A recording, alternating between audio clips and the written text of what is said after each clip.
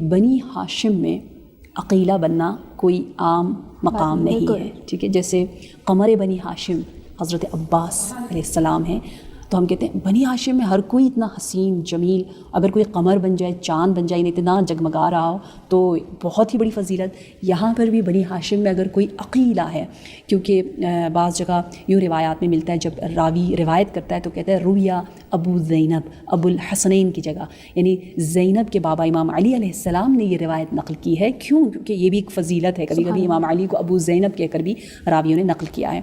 تو اسی سے یعنی آپ کا یہ سوال اتنا بہترین ہے اس اعتبار سے کہ جن کے ذہنوں میں بھی یہ سوال ہے کہ کیوں نہج البلاغہ میں حضرت زینب کے بابا مینز عقیلہ بنی ہاشم کا پدر جو ہے وہ عورت کو ناقص العقل کیوں کہہ رہا ہے، تو جواب ہی خود بخود ہمیں مل گیا کہ اس سے مراد شاید کچھ اور ہے. مراد یہی ہے کہ عقل کا یا استعمال تھوڑا مرد سے کم ہے، نہ کہ عقل کم ہے، یا جو ہے وہ احساسات کا غلبہ ہو جانا ہے بعض جگہوں پر. اور دوسری بہت سی ڈیفینیشنز بتائی گئی ہیں کہ عقل سے مراد وہ کون سی عقل ہے، یہاں پر وہ عقل نہیں ہے جو عام طور پر لیا جاتا ہے.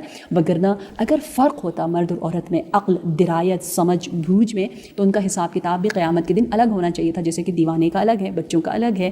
بچہ کیونکہ ابھی بالغ نہیں ہوا، نابالغ ہے، اس میں اتنی سمجھ نہیں ہے، تو اس سے الگ حساب کتاب لیا جائے گا نا. عام بڑوں کی طرح تو نہیں لیا جائے گا کیونکہ اس لیول پر پہنچا ہی نہیں. تو اگر عورت کا تھوڑا سا کم ہوتا مرد سے سمجھ بوجھ کے اعتبار سے، درایت کے اعتبار سے، تو یقیناً اس کا حساب کتاب الگ ہوتا، جبکہ ہمیں کہیں نظر نہیں آتا. سب کا حساب کتاب تمام انس و جن کا جو ہے وہ ایک ہی لیول پر ہوگا، ایک ہی انداز سے ہوگا. لہٰذا یہ خود بتا رہا ہے کہ عقیلہ یہ بنی ہاشم جناب زینب کبریٰ ہے، تو عورت جو ہے وہ عقل و درایت میں کسی سے بھی کم نہیں. وہ ناقص العقل سے مراد کچھ اور لیا جا سکتا ہے، اس کی تعبیر اور تعبیر ہو سکتی ہے.